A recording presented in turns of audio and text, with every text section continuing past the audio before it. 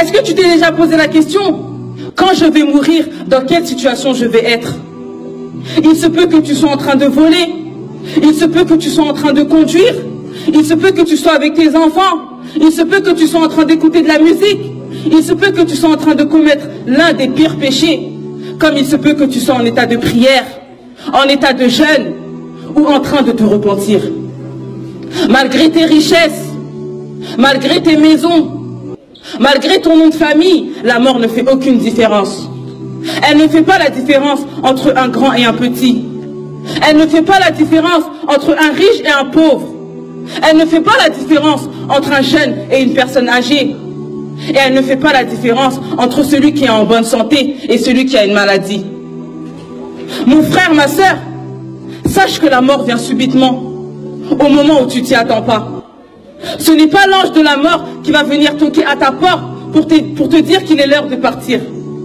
Regarde autour de toi. Combien de personnes, combien de proches, combien d'amis étaient présents hier avec toi, mais ne sont plus là aujourd'hui? Est-ce qu'ils t'ont prévenu de leur départ? Est-ce qu'ils t'ont dit, oh Fatima, demain je vais mourir? Est-ce qu'ils t'ont dit, oh maman, ce soir je vais mourir? Non, car eux-mêmes ne le savaient pas. Et lorsque l'ange de la mort va se présenter à toi, penses-tu que tu pourras lui dire, je ne suis pas prête à partir? Ou je ne suis pas prêt à partir? Laisse-moi 2 minutes pour prier. Laisse-moi 2 minutes pour me repentir. Ou laisse-moi dire au revoir à ma famille. Qu'Allah. Non. Lorsque l'ange de la mort vient, tu pars immédiatement.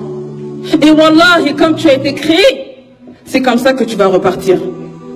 Aujourd'hui, tu es là, moi, mais tu as été créé de rien du tout. Tu as été créé de terre. Et wallahi, tu vas repartir en poussière. Mon frère, ma soeur, ne sais-tu pas que la terre t'appelle chaque jour? Ne sais-tu pas que la terre t'appelle chaque jour? Oh, fils d'Adam, aujourd'hui tu marches orgueilleusement sur moi, mais demain c'est moi qui serai orgueilleux sur toi. Aujourd'hui, tu manges la chair de tes frères et de tes sœurs en les critiquant, en les rabaissant, mais demain c'est moi qui va te critiquer, car ce sont les insectes qui vont manger de ta chair. Aujourd'hui, tu prends soin de ton corps en oubliant ton âme, mais demain c'est ton corps qui va puer en moi. C'est toi qui vas me salir. Allahu Akbar.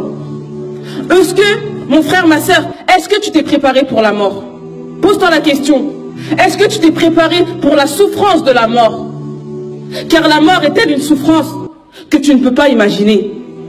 Car même le meilleur homme sur terre, celui à qui le paradis a été promis, celui qui ne commettait aucun péché, celui qui était l'envoyé d'Allah, celui qui était l'ami intime d'Allah, notre maître Mohammed sallallahu alayhi wa sallam, a connu la souffrance de la mort.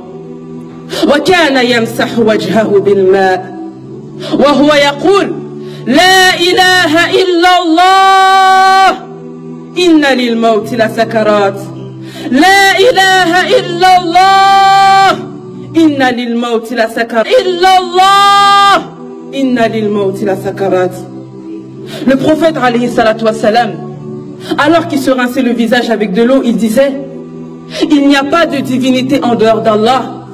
Certes, la mort est difficile. Certes, la mort comporte des souffrances. Certes, la mort n'est pas facile. Alors que lui, c'est le prophète d'Allah. C'est Allah qui l'a choisi. Mais il a souffert au moment de sa mort. Qu'en est-il de nous aujourd'hui? Nous qui commettons des péchés. Alors wallahi, au moment de notre mort, on va souffrir. Wallahi, au moment de notre mort, on va souffrir. Car mon frère, ma soeur, lorsque la mort va se présenter à toi, lorsque la mort va se présenter à toi, tu seras choqué comme jamais tu n'as été choqué dans ta vie. Tu vas être touché par une souffrance que wallahi, tu n'avais jamais rencontrée tout au long de ta vie.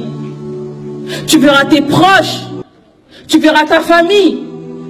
Mais Allah subhanahu wa ta'ala aura décidé que ce jour-là, même le plus grand des médecins ne pourra pas venir en ton aide.